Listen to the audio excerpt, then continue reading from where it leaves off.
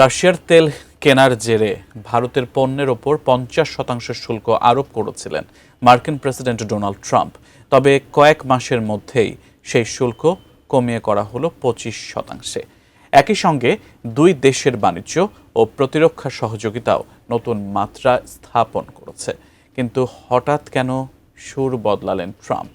বিস্তারিত থাকছে ডেস্ক রিপোর্টে।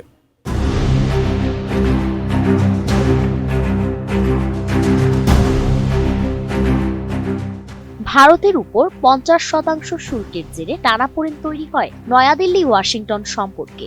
যুক্তরাষ্ট্রের ইতিহাসে এশিয়ার কোনো অংশীদারের উপর সর্বোচ্চ শুল্ক আরোপের ঘটনা ছিল এটি। মূল কারণ, ভারত রাশিয়া থেকে তেল কিনছে। সে সময় ভারতের অবস্থান ছিল স্পষ্ট। ভারত জানিয়েছিল জাতীয় স্বার্থের জন্য রাশিয়ার তেল কেনা হচ্ছে, তারা তাদের নীতি বদলাবে না। তবে সময়ের সঙ্গে সঙ্গে কূটনৈতিক দৃশ্যপট বদলেছে। এই সপ্তাহে ট্রাম্প ঘোষণা করেছেন ভারতের উপর আরোপিত অতিরিক্ত 25% শুল্ক প্রত্যাহার করা হয়েছে। আমি বুঝি নির্মাণের শিল্প, সালাম স্টিল বোঝে ডিউরেবিলিটি। সালাম স্টিল, মোস্ট ডিউরেবল স্টিল। পদক্ষেপটি নেওয়া হয়েছে দুই দেশের দ্বিপক্ষীয় বাণিজ্য চুক্তি কার্যকর করার প্রেক্ষিতে। মার্কিন প্রেসিডেন্ট স্বাক্ষরিত নির্বাহী আদেশে বলা হয়েছে, ভারত প্রত্যক্ষ বা পরোক্ষভাবে রাশিয়া থেকে তেল আমদানি বন্ধের প্রতিশ্রুতি দিয়েছে। হোয়াইট হাউসের পৃথক বিবৃতিতে আরও জানানো হয়েছে, ভারতের নির্দিষ্ট কিছু উড়োজাহাজ ও যন্ত্রাংশের উপরও শুল্ক তুলে নেওয়া হচ্ছে।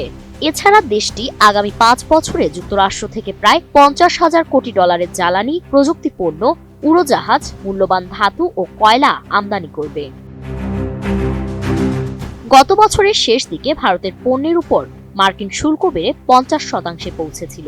বর্তমান সিদ্ধান্তের ফলে তা উল্লেখযোগ্যভাবে হ্রাস পেল। রাশিয়া থেকে তেল কেনার কারণে দুই দেশের মধ্যে চলমান কূটনৈতিক উত্তেজনাও এই পদক্ষেপের মাধ্যমে শেষ হয়েছে।